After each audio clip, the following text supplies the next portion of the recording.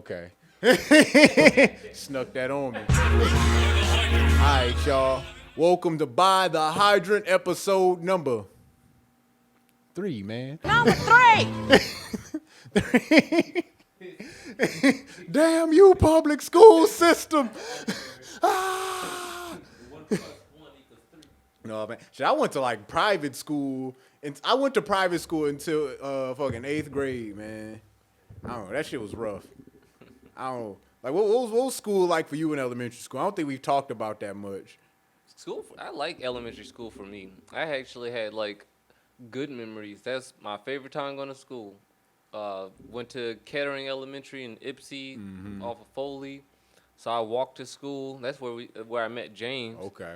And I remember walking to school or getting dropped off early in the morning, going to class, and each one of my teachers, they like really cared about kids. And then the principal was dope. I remember this kid, Robert. He threw like his name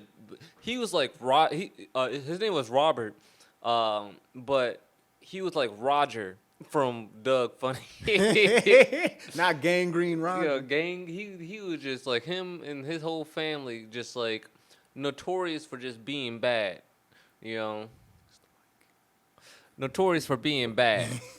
So it's like can't even.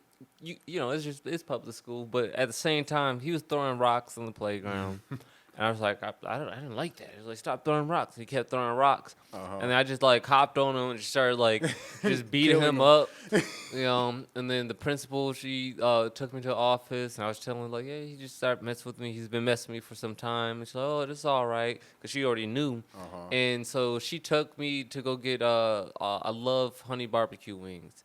And so we went to go to KFC. For your silence. We went to KFC and got honey barbecue wings, and we ate that in her office. I always remember that. That's why. Why were you so damn special?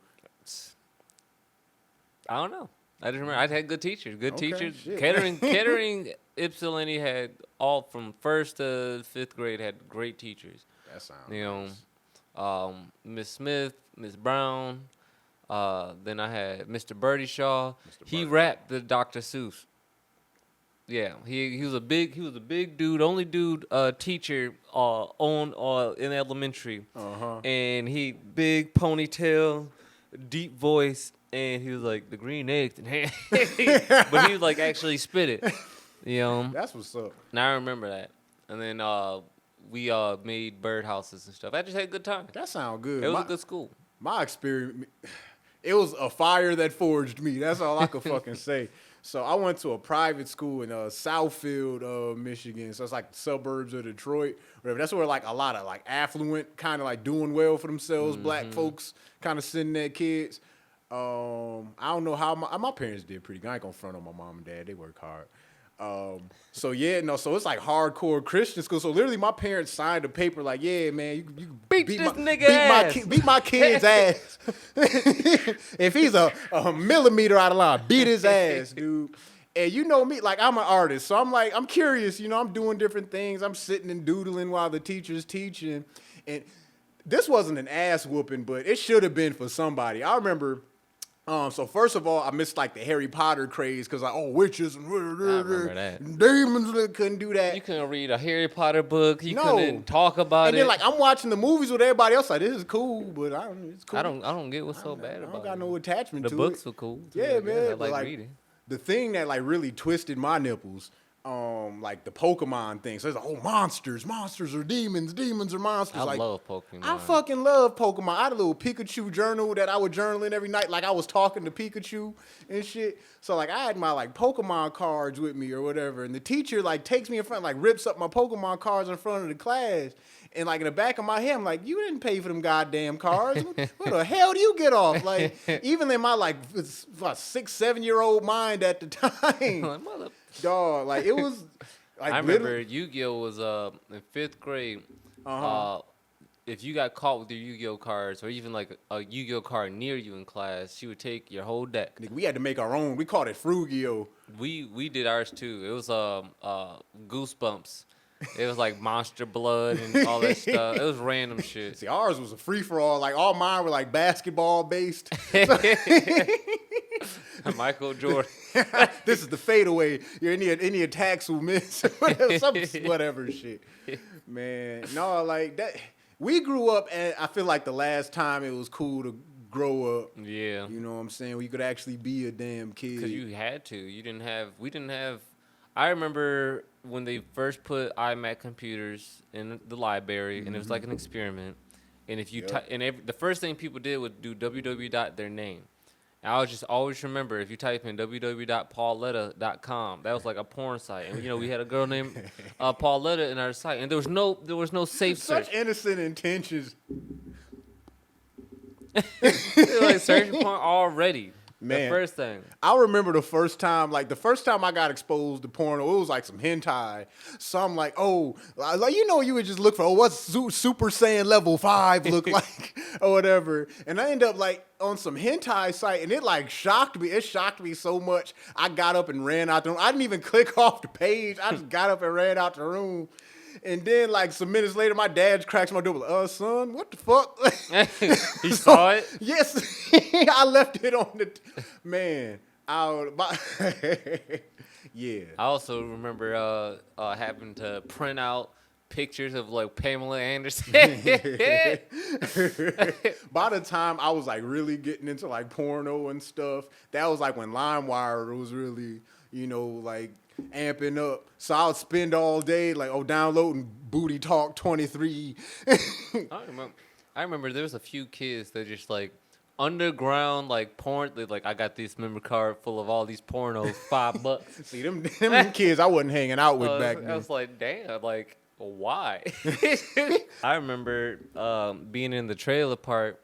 We had a friend who, at the time, sister. Was just kind of like they were like the first person I know that transitioned. Even like way back then, and I was just have an understanding of that. As far as like, she got out. He got outcast from his family.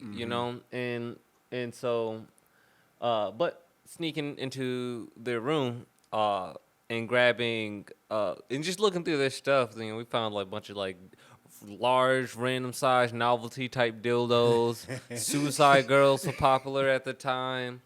And then we find this Snoop Dogg porno. I remember that. And it was just Snoop Dogg just sitting on a throne and just women and people fucking, mostly women though, just fucking each other. And he's just, Snoopity diggity. Yeah, that's right. You just walk around a little bit, look around, wearing fur coat and stuff. It's like, okay, Snoop. All the while a family man. Like in his mansion, like just you see his children in the window. And then there was clowns in the video too.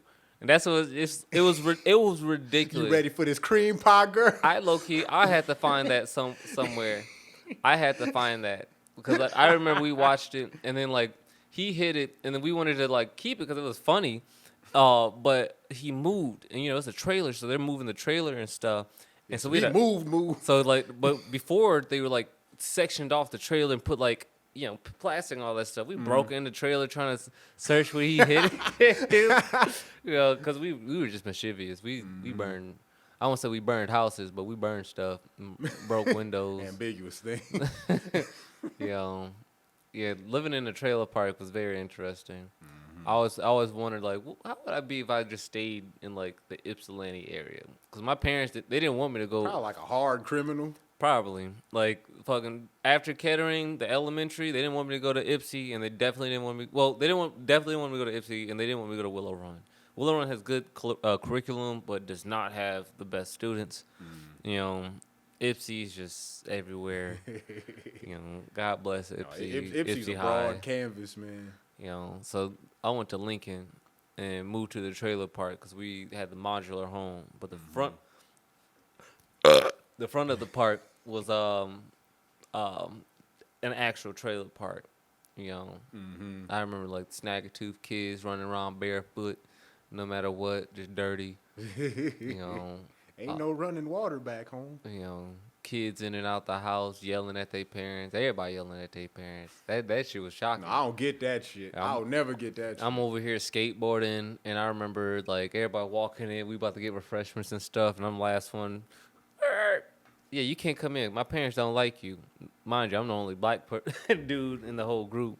So I had to I remember I had to walk around the park, just think. That fucking sucks. Yeah, that happened a lot. Damn. Yeah, I remember I used to just like get upset, and so I would just like do a lap around the park, and I feel like that's why I pace now when I get anxious or like I can't think, or I don't have any weed. when it all start closing in, man, you should write like a children's book about your time in the trailer park. I feel like that'd be real interesting. It would. That's why I treat everything like a mission. I felt detached. I was apart, but not really. Like I didn't like have any like. Those kids grew up together and knew each other. I already moved to this different area from Ipsy to Lincoln, and then on top of that, I didn't fit in there. Yeah. Like I was a martial arts. I was already a black belt. Skateboarding. A man among boys. Yeah. It was odd. And I also remember we got like Knickers spray painted on our car. And I went out to do a mission to find out who did it. And then found the person, and they were laughing because that was you? I thought it was the other black kid. You feel me? Fuck you. Yeah. So I'm just like, that was kind of my experience. Did you get your vengeance? It wasn't even worth it. Honestly, it really wasn't. He didn't have the animosity for me. I mean, shit. And I was just heavy. I was just like, well, like I thought, because I thought it was aimed at like us, but he just straight up. I think it was aimed at y'all, at you, but he just pussed out because you were in his face. No, I know who he was talking about. Oh really? Yeah. Okay. Like he was kind of a little shit too. Yeah, Ipsy's weird. Remember like the Gyro, the local basketball court, they sprayed, what was a swastika or something on that shit. And then when they had painted over, you could still see that there was a swastika there. I do remember one of the kids made like a giant cloud buster sword out of like PCP pipe and duct tape, but then they put nigger beater on it, and I actually fought them and kept that. I remember that, and then tossed it out. Wow. See, I had no clue. I've known you all these years. I didn't even know that shit. Man, I don't remember all that. I forget too. Yeah, man. No, like, fortunately, I haven't had too much racist shit happen to me. The only like outright racist shit that happened to me was like in middle school. I was out in like Canton, Michigan, just like playing like some basketball. You remember Taj from high school? So I was there with him and a few other people, and we get done hooping. Mind you, we had not been in the locker room at all. We just go straight to the court, put our stuff on the side, start hooping. These cops come in and start talking to us like, yo, somebody, he didn't say yo, but yo, kids. Like somebody stole some money out of the locker room and you fit such and such description. I looked that cop dead in his eyes. I was like, I've not been in that locker room. I haven't been anywhere near, da-da-da-da. What? You know what I'm saying? They was like, well, we'll be right back. And they just walked away and just never fucking came back. I was like, they ain't even care. Nope. They ain't even fucking care. They were just trying to press you. Dog. Shit like that, man. But, like, I hear about shit like my grandparents had to go through and shit they parents had to go through. Like, how my family got up north. Like, my great uncle, like, robbed the KKK at gunpoint. And then, like, a dude from the town was like, yeah, y'all probably should go. Like... Yeah, you know, my mom, like I said, she's in town still, and she's telling me like, yeah, the woman that raised her great grandmother was born a slave. Like hearing that shit is near. You know what I mean? That is very near. She raised my mom. You know what I mean? Like that's like some of the traits that she has. So like I think about my history, and then my dad, born in 1946, in the projects of Cleveland and Detroit, Cleveland, Ohio, and Detroit, Michigan, like actually seeing riots, seeing snipers and tanks go up and down the streets and stuff. Like being alive through the Martin Luther King. Actually having friends being hurt or watch their church being blown up. Yeah, Like she was telling me that. We're collectively a generation of punk asses. And I think that's for the best. Because, like, the world, people like to complain about how terrible the world is. And the world is a terrible place. But it is overall becoming more and more, what's the word? Like the opposite of savage. Tame, I should say. Like, it would be commonplace to see somebody get hung in the town square. Mm-hmm. You know what I'm saying? Yeah, civilized. It's becoming more civilized, becoming more organized, becoming more of a unit in a way. You know, like even look at like the Ukraine shit. Like Russia did some old school shit. We just gonna run up on you, take what you got, and collectively the world's like, nigga, no, like we don't do that. You gotta sneak this these days. You know, you want to attack Ukraine, like web bomb them or something, hack their mainframe or some shit. But like you don't just run up on countries anymore. Yeah, you know, I don't get that, and it's like you have to know that you're being controlled at that level, you know, and like those people, they do accept it, but it's like, what for? What? Like, I'm not saying war's not necessary. You need to fight. You need to have some type of friction every now and then. Conflict's inevitable. You know, like not like mass murdering people and then mass murdering civilians and then like what? What is the point other than like, look what I did? Yeah, it's the carry the big stick thing, man. You know? Like my sister's the father of my sister's son, he was telling me like his grandmother like was going to be like in Hiroshima when the bomb went off. You know, she just decided to not go to work that day. You know, and like if that had happened, wouldn't have my nephew. You know what I'm saying? Like, there's a dude that survived. He survived it twice. Was it that? That sounds. I feel like some chain smoking Japanese man. Let me see. I gotta look this up. I feel like he's got like strong forearms for some reason. You know how old dudes be having strong forearms. He's wearing a little braid. Yep. He wasn't even in no bunk. He was tuning up his car. Damn. Yeah, man. But no, like I ain't seen no crazy shit. And like we've both had friends that have come from like the Middle East and stuff that like grew up like in like war-torn Middle East places. Like, I don't know, like I've been doing a thing every morning where I'll like wake up, I'll just sit outside and I'll just give gratitude for like, you know, all the things I have in my life. You know what I'm saying? Cause yeah, life can get real fucking crazy. It could be real fucking crazy. Like this dude, Sonny Yomagachi, excuse me. I butchered the fuck out of that one. I'd have kiddied his name. Was a Japanese Marine engineer and a survivor of both the Hiroshima and Nagasaki atomic bombing during World War II. Although at least 70 people are known to have been affected by both bombings, he is the only person to have been officially recognized by the government Japan as surviving both explosions. Dang. Listen, I got to figure that out. Like when God got a crosshair on your back, but he like, man, I respect you. This motherfucker. Man, all right. A resident of Nagasaki, Yamaguchi was in Hiroshima on business for his employer, Mitsubishi Heavy Industries, when the city was bombed at 8:15 a.m. on August 6, 1945.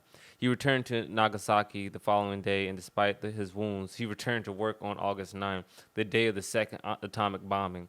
That morning, while he was being told by his supervisor that he was crazy after describing how one bomb had destroyed the city, the Nagasaki bomb detonated. In 1957, he was recognized by a explosion-affected person. It's a word for... he has a word made for him. That man better have a movie. He has to. Nagasaki. Nagasaki, there we go. But it was not until March 24, 2009 that the government of Japan officially recognized his presence in Hiroshima 3 days earlier. He died of stomach cancer, naturally, on January 4, 2010. He lived till 93. 93. That shit probably made him stronger. He probably had superpowers that he just kept on the low. because he didn't want to draw no attention. No, that man was a superhero. Yeah. Mm-mm. 2 bombings. God, Why? Two Why did we city make leveling him go through bombings. that? Why did we make Yamaguchi go through that? Did you stub your toe today? Did you bitch about it? This man, Shut up. And he went to work the next day. His whole city got destroyed. We be taking self-care days. I'd be like, I woke up on the wrong side of the bed. I can't go into work today. Yo, manager, I understand. Take your time. It's all good. And it's just your manager there working. Everybody else took self-care days. Shout out to Al Morose. Yep. Shout out to Iron Man Al. Al, the GOAT. Al the GOAT, a future guest on the show. But anyway, it's looking like that time. This has been By the Hydrant. By the Hydrant. By the hydrant. By the Hydrant. By the hydrant. Pat 2 Dope. Sonny fucking Dofi. And we buy the Hydrant. Yup, at SONNYDULPHI on the IG. PAT, the number 2. DOPE. You know. And we out this bitch.